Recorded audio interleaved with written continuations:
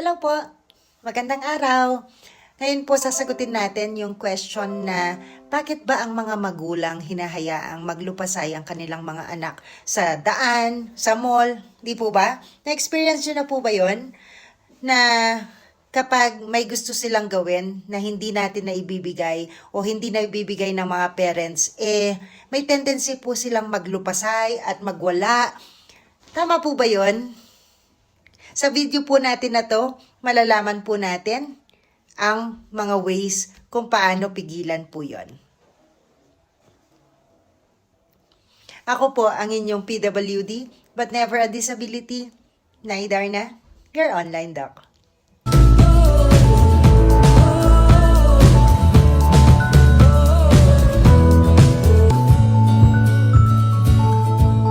Bakit nga ba hinahayaan ng mga magulang na maglupasay ang mga anak? Hindi po hinahayaan yon, no? Explain ko lang po, actually yun din po ang turo namin na mga doktor, na mga pediatrician sa mga mommies or daddies na medyo hirap po sa behavior ng kanilang mga anak.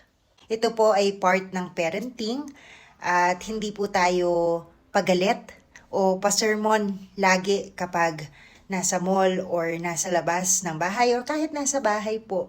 Hindi po ganon. Hindi po mag-work yon na lagi po tayong nagagalit sa mga bata. Ito po ay tinatawag nating planned ignoring or extinction. Ano po itong planned ignoring or extinction na sinasabi natin? Ito po ay most effective kapag nagtatantrums ang bata at continuously nakikipag-argue o umiiyak na talagang todong-todo po yung emotions ng bata.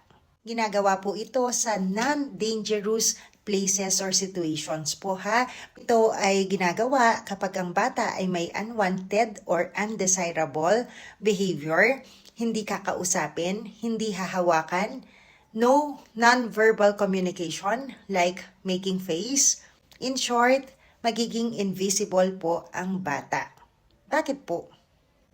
Huwag niyo pong kakalimutang i-explain sa mga family members po na gawin din nila ito at kung bakit niyo po ito ginagawa. Hindi gagana ang extinction kapag may konsentidor. May mga situations po na too much ang emotions ng bata at kung ongoing po ang lupasay, hindi po nila maiintindihan, hindi po yun proper time at right time to explain to a young child kung bakit po halimbawa hindi po pwedeng bilhin ang expensive na toys nila. Halimbawa po, naglilinis po kayo ng bahay, then biglang nagtantrums ang bata, no, ang toddler kasi po gusto ng ice cream for breakfast. Ang gawin niyo po, ignore the child and continue lang po ang paglilinis. Kahit umiyak po siya, kahit maglupasay po. At be ready po for extinction burst, no? Ituturo ko po mamaya ano yung extinction burst. Ano magiging resulta dito? Kapag continuously ginagawa natin ito, it will show that tantrums will not work for the child to get the attention of the mother or the caregiver or the parents. He may be less likely to engage in unwanted behaviors. Kapag wala tayong ginawa at continuously natin ginagawa ito, may isip ng bata ay hindi pala effective yung pagmumuryot ko, hindi pala effective yung paglulupasay ko, iibahin ko na lang. Yun ang way para matigil yung mga unwanted behaviors nilang yon at hindi na nila uulitin in the future dahil wala silang nakukuhang reward. Kung halimbawa, lagi nilang ginagawa yan at lagi inaamo natin sila, patuloy lang nagagawin ng bata yan. Kahit nasa madaming tao, kahit na nasaan kayo, maglulupasay yan. Consistency is the key. Tibayan nyo po ang loob nyo kasi you will encourage worsening of unwanted behavior if ngayon po kayo bibigay. Remember po, be consistent with your planned ignoring kasi sabi ko kanina, keeping consistent is essential when seeking to change the way they behave, no? Kapag gusto talaga nating maiba ang behavior nila, ang attitude nila, kailangan po consistent tayo sa pagdidisiplina.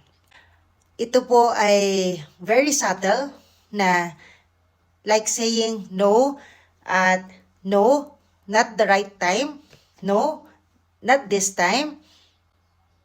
So, yung batang nag-engage po sa mga attention-seeking behavior, mapuputol. Ang dapat po natin gawin ay reinforce ang other behaviors nila. Yung tamang behavior po nila, yun ang re-reinforce natin.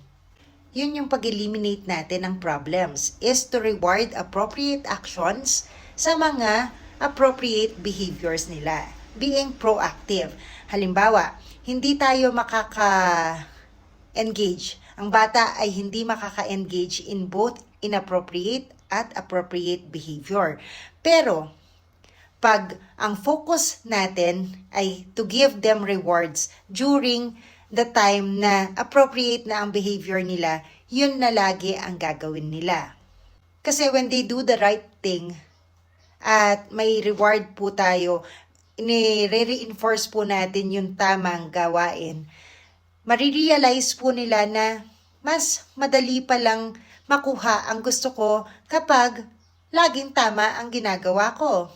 Yung inappropriate behavior nila becomes tiresome, nakakapagod na po at ineffective, hindi rin lang nila nakukuha ang gusto nila. So, gagawin po nila yung tamang behavior na. Sabi ko po kanina, be ready for extinction burst. Ano po itong extinction burst? Yun yung sudden expected increase in behavior po nila, no? When this extinction or these procedures are implemented, lalo po silang magwawala o pwede pa silang magalit, lalo silang manununtok, magiging aggressive. Gamitin ko pong example ang isang vending machine. Tayo rin pong matatanda, ganun eh. Kasi po, nasanay tayo na kapag naglagay po tayo ng pera, may lalabas po na soda or kung ano man po yung order natin or yung gusto nating mainom. Pero, one day, naglagay po tayo ng pera, walang lumabas. Ano po ang mafe-feel nyo? Di ba po pag minsan, nagagalit po tayo na pinagsusuntok po natin, pinagsisipa natin yung vending machine? Ganon din po sa bata. So, ang vending machine, magiging parang yun po yung problema. Yun po yung gusto niya. Susunod na araw po, gagawin ulit natin, maglalagay tayo ng pera, titingnan natin kung sira na yung vending machine. Maglalagay po tayo ng pera, pero wala pa rin po lumalabas. So, mainis na naman po tayo at susuntukin natin, sisipain natin yung vending machine. Pero, sa susunod na araw po, matututo na po tayo. Ayaw na natin sa vending machine na yon kasi hindi naman siya naglalabas ng soft drinks or ng soda. Ganun din po sa bata. Kapag nako-condition po yung utak na, ay, kahit na magwala ako, kahit na umiyak ako, hindi ko rin makukuha ang gusto ko. Nagets nyo po? Good luck po ha. Tibayan po ang loob.